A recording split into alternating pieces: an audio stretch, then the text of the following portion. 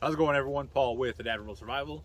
What I wanted to do today is start a new series for the channel, diving into ultralight backpacking.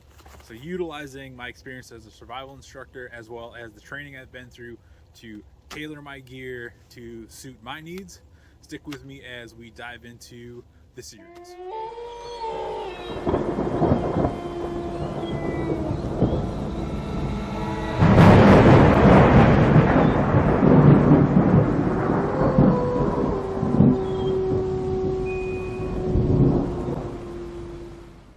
So throughout this year, I have been researching and looking at different ultralight backpacking gear just because for me, I need to get my hands-on experience with different types of gear, different types of hiking and anything outdoors.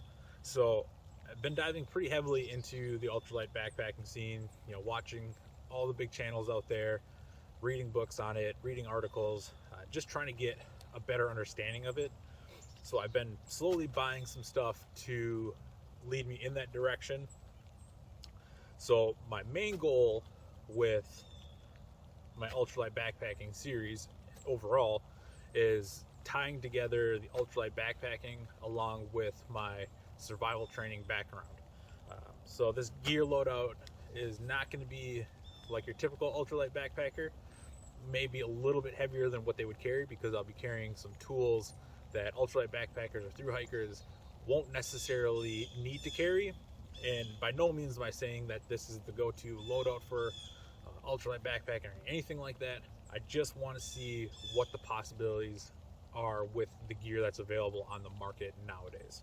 So my main goal is to keep the base weight of the pack under 20 pounds. And I know there's different weight categories when it comes to ultralight backpacking. Some people will say under 10 pounds. I've seen articles say 10 to 30 pounds. The weight range is irrelevant for what I'm doing here. Not to say that it doesn't matter at all, because depending on what you're doing, it's going to matter greatly in how you want to approach your hiking. But for my purposes, with trying to blend the ultralight backpacking with survival, I tried to, meet that middle ground between your traditional backpacking and ultralight backpacking, and I found about that 10 to 20 pound range is where I want to stick to. So when I'm going through this pack today, I'm not going to dive deeply into what I'm carrying into each system. I will be doing videos on that throughout the winter here. But this is just a loadout I came up for to begin this winter season with. So let's dive into each part of this loadout. So with this video, like I said, I'm not diving deeply into each piece of kit that I'm carrying in here. This is just an overview of where I'm starting out just before the winter season really gets into full swing. So in this front pocket here, well, I guess I should mention the pack I decided to start off with is the One Tigress Light Roamer, mainly because it's pretty cheap, about 80 bucks on Amazon. I did remove the shot cord that was on front of the pack here. It just kind of got in the way of how I wanted to use this front pocket. But get this undone here so we can start pulling some of the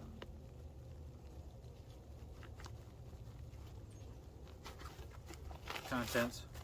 So I've shown this in a couple other videos. This is just a little trauma kit that I normally carry in any of my packs when I'm outdoors. This I will touch on in a second here. But then I have my possibles pouch. So all my smaller stuff for my pack, since this pack doesn't have a brain, I decided to go with this small Dyneema food bag from Self-Reliance Outfitters.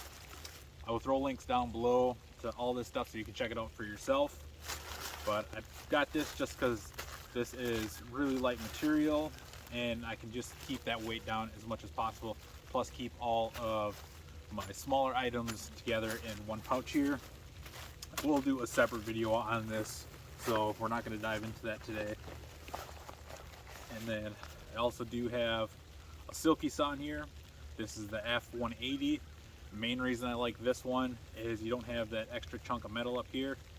With weight saving wise, I've never weighed this versus a regular Gone Boy or a Pocket Boy, so I couldn't tell you the exact weight, but we will do a video on that just so we can get that figured out. But it's nice and light, so I typically like to carry that.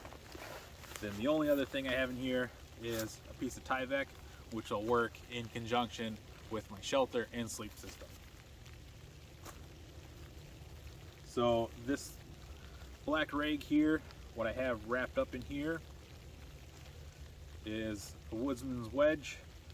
Now, you might be asking yourself, why is he carrying this? So for me, I don't use an axe very often when I'm out in the woods. I typically just use my saw. If I have to baton something small, I use my belt knife. But I wanted to have the ability to split larger wood without having to carry an axe or a hatchet, just because for me, I don't use it a lot. Plus the risk to reward of, you know, injuring yourself by accident for whatever reason. I just wanted to try and reduce those chances, plus try and save some weight. This thing weighs 8 ounces, so main reason why I'm carrying that. And the one pocket here, I just have my titanium water bottle and my nesting cup. On the other side here, I have an insulated water bottle, and this is a GSI Microlight. Main reason I'm carrying this is because in the winter it allows me to put hot water in here before I go to bed. So if I wake up in the middle of the night or in the morning, I don't feel like heating up water, I'll have some hot water ready and available, and I don't have to worry about this freezing at night. Now, I could definitely go lighter with, you know, your Life water bottles, or any of those really light disposable bottles you can buy at any gas station from Walmart. But I wanted something I could boil in, plus something I could keep water in that I'm not gonna have to worry about freezing on. All right, so we covered everything that I'm carrying on the outside. Let's pop on to the inside. What's nice about this pack, it has this roll top, so I can extend this capacity up if I needed to. So like I said, this is set up as I'm heading into winter. So I'm going to be doing some ultralight winter backpacking and camping. So what I have right here is a Seek Outside Little Cub. It's the titanium wood stove, and you'll see what this plays into once I get my shelter out. But I think weight-wise on this is about 2 pounds. And so going along with the wood stove, this is a TV tent that I got off of AliExpress. So I found this product actually through another YouTuber, Mega Woodswalker.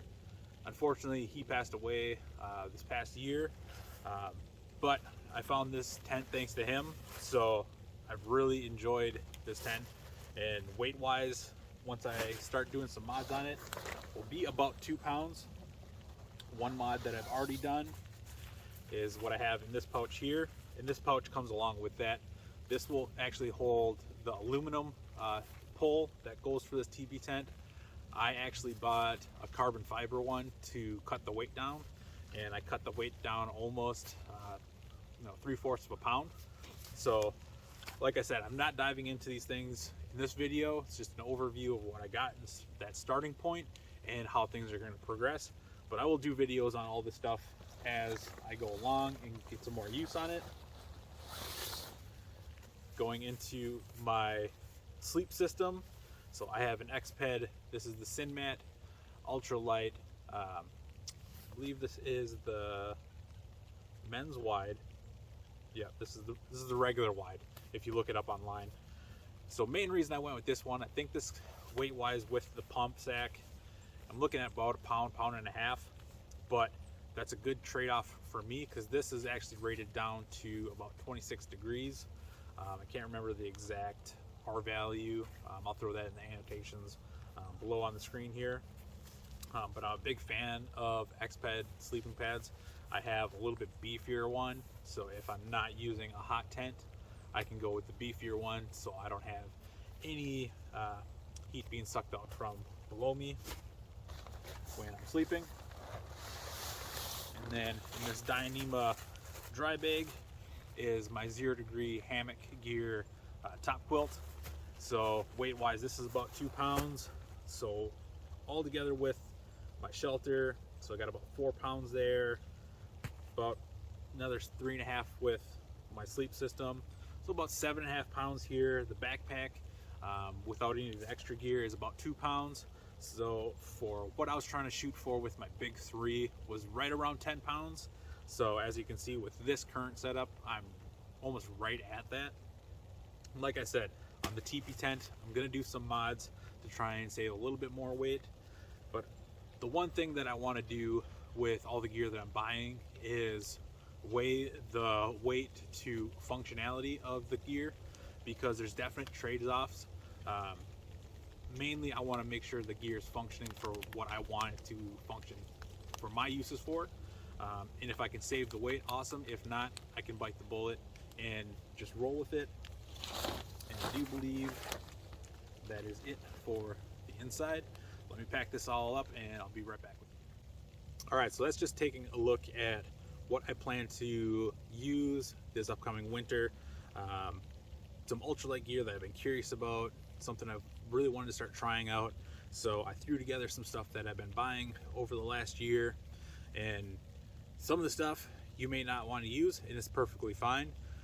My main goal is I want to try out these different things, these different setups, to see the pros, the cons, what I like, what I don't like. That way you can also see, all right, this is how they worked in the field. This is maybe not quite working how it was presented to be. So total weight for this setup is just under 16 pounds. I think I was like 15.8, 15.9, something like that. When I put like my extra battery packs in here, stuff like that for shooting video, it's gonna be a little bit heavier. I think when I put my 2 big bricks in here, I was sitting at right under 18 pounds. With a couple days of food, I'll probably be just over 20. But like I said, my main goal with the dry weight, with no water, no food, camera gear, fuel, stuff like that, was to be anywhere from 10 to 20 pounds. And that weight's gonna fluctuate depending on the season. So I'm already kind of looking ahead for when things start warming up again, what pack I want to use, what kind of gear I want to use, things like that. So over the course of this winter, we'll try out a bunch of different stuff. Do me a favor, in the comment section down below, let me know where you like to go backpacking. I'm always looking for new places to check out. Also let me know what kind of ultralight gear you've used or that you're curious about. I look forward to reading those recommendations. As always, don't forget to like, subscribe, and share this video. Our goal here is to grow our community, so we grow our knowledge base and we learn stuff together. As always, this has been Paul with Adaptable Survival. Adapt your mind, your body, and your gear.